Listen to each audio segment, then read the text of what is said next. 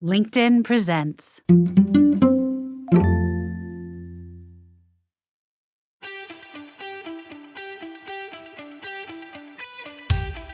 Good morning. I'm Michael Kovnat, and this is the Next Big Idea Daily. Make sure you're following the show to get new episodes and sign up for our free companion newsletter using the link in the episode notes. Any of you out there who, like me, have tried to raise a child know that it's a bit like that old cliche of trying to build an airplane while flying it. We try our best to be models of sanity and good behavior, while we ourselves are very much works in progress, struggling with our own emotional baggage, insecurities, and imperfections. In a world rife with anxiety and stress, how do you raise strong and resilient kids when you don't always feel that way yourself? According to two leading child psychotherapists, the key is learning to manage your own emotions while helping your child do the same. Ashley Graber and Maria Evans will join us with insights from their new book, Raising Calm Kids in a World of Worry, Tools to Ease Anxiety and Overwhelm, right after this quick break.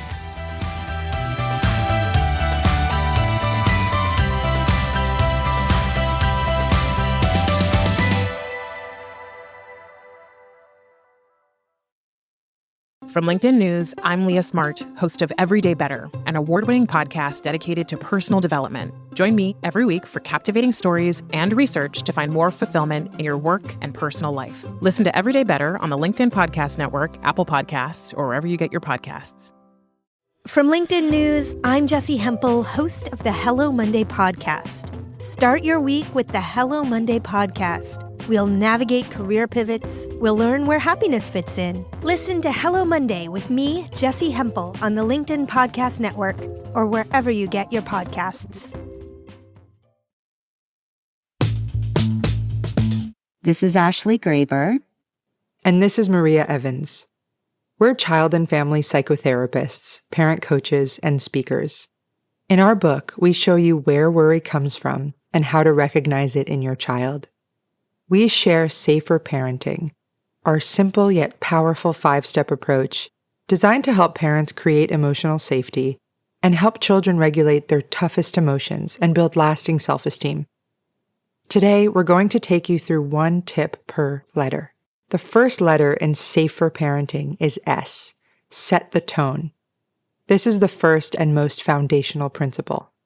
Setting a calm tone involves regulating your own emotions because your ability to find calm helps your child find theirs. One day, in a parenting session, Paula shared, "I worry about everything. Did I email the school? What's for dinner tomorrow? Was that cough serious?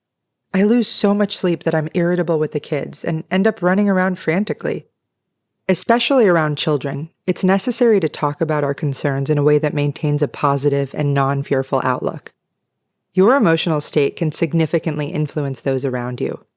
When you express anxiety about something, it can also make your child feel uneasy. It's important to be mindful of how you talk about your fears. Let's look at a real-life example to illustrate this. During one of our sessions, a dad shared a telling moment. "My wife really dislikes crowds and makes it known.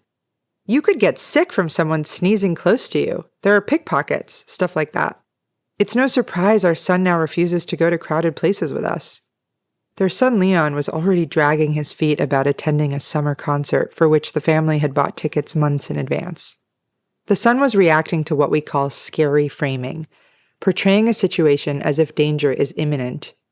For instance, if you're driving and yell, "Whoa there, that car almost caused an accident. We could have been seriously hurt." As much as you can, try to use safe framing instead. In this case, you would rephrase it more neutrally. "Phew, that was close. That driver wasn't paying attention." Here's one more example to help you differentiate between scary framing and safer, more positive framing. Scary framing. "Being out after dark is risky. Just one wrong look and you could be in serious trouble. Pedestrian accidents are frighteningly common at night." Safe framing. "It's safer to be home before dark. However, if you need to be out later, keep your phone handy and stay alert. Being visible and aware are your best precautions after sunset." Allow feelings to guide behaviors. Letter A. Every parent wants to know what to do and what to say when their child has big feelings. We'll show you how to steer them toward alternative behaviors instead of scolding and punishing. And when things don't go well, how to repair the situation. One of our favorite tips, make a plan to cope, or what we call a PTC. Make a plan to cope for what they will do to manage their feelings differently next time. When you encounter resistance, I'm not going to Aunt Erin's house again for dinner. Or backtalk. Why should I listen to you? It's usually a sign they need more help managing their emotions. Try something like this. Being angry is totally okay, but ignoring me is not. I want us to have a plan for what you and I can try in these moments. What do you think you can do instead? Often they might say, I don't know. Give them suggestions for coping tools you taught them and brainstorm new ideas together. Ask them, do you want to take a few moments in your chill zone when you get irritated? Or, if you feel mad at your sister at dinner, would you like to have your trading cards on the table to sort for a few minutes? You can state, there's no hitting and screaming. I want to help you find something else to try. Commit to your end of the deal. Say, I'll work on my tone and take a break if I start to feel frustrated. Pause and use a coping tool. Set the stage for their future growth and progress.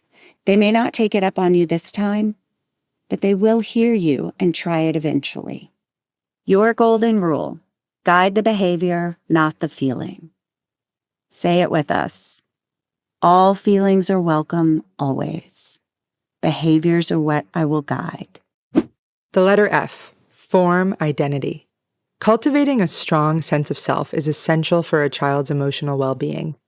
We'll guide you in acknowledging their strengths, improving your relationship, and anchoring them in your family heritage and broader community. One 9-year-old's parents told us that their son was feeling particularly bad about himself after his parents got his progress report. He said to his father, "Do you even love me?" To which his dad replied, "I've loved you from the moment you came into this world, and that will never change, no matter what grades you get." It's vital for a child to feel that unconditional support that's not tied to outcomes, appearances, or performance. Be lavish about pointing out the qualities you admire in your kids, such as kindness, empathy, and creativity, by spotting and verbalizing them in the moment. It feels good to your kids, even if they play it cool, and your praise gets them excited about themselves.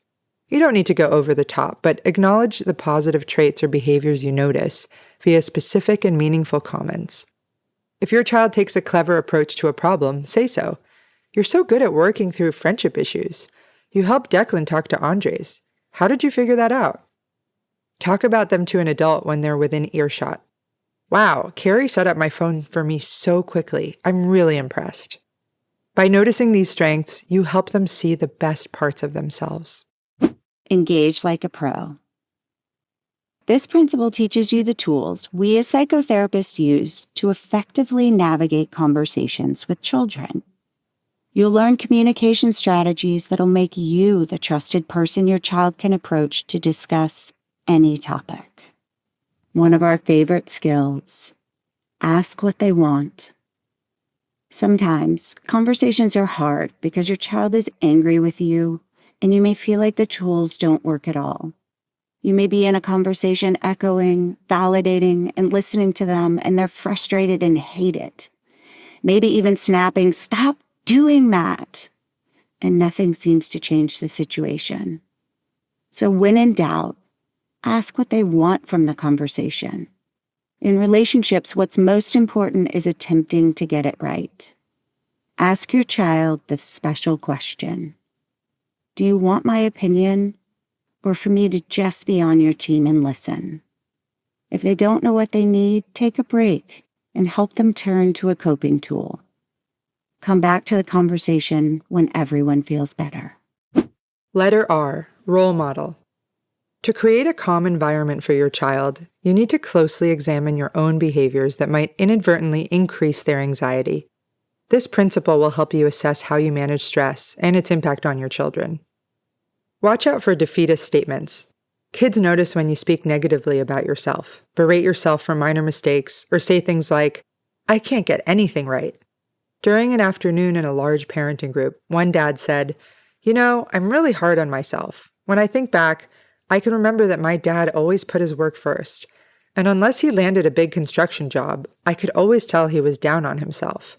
We'd hear him mumbling, "I'm such an idiot, good for nothing," when he missed out on a job. I pushed myself hard and I'm proud of what I've achieved for myself and my family. But I just realized I've said the same thing to myself all these years, that I'm nothing unless I succeed. Kiera anguishes over her every parenting move or worries that an office mate doesn't think she works hard enough. She told the group, "I constantly ruminate about the choices I've made in the past and stress about the future. I repeatedly sit in front of my children, deflated, and go on and on. How did I make that stupid mistake on the spreadsheet?" Or lamenting about office politics and how I handled my latest meetings.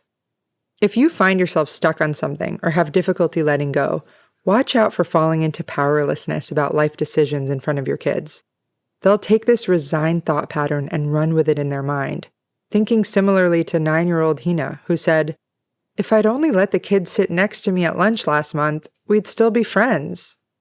Find what coping skill works for you genuinely, do it in front of your kids, and talk to them about the benefits. We call this show and tell. For example, Angelica told her daughter, "I'm so annoyed by the neighbors stomping around upstairs. To calm my nerves, I'm going to do that thing where you dunk your face in ice."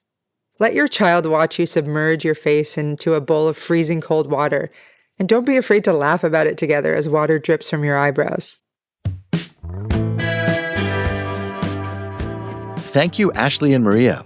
Okay, listeners, you can get yourself a copy of Raising Calm Kids in a World of Worry at your favorite bookstore. And if you got something out of today's show, please leave us a rating or review to help others find it. That does it for us this week. These episodes were written by me, Michael Kovnat, and edited by Caleb Bissinger. The Next Big Idea Daily is proud to be part of the LinkedIn Podcast Network. We'll see you Monday.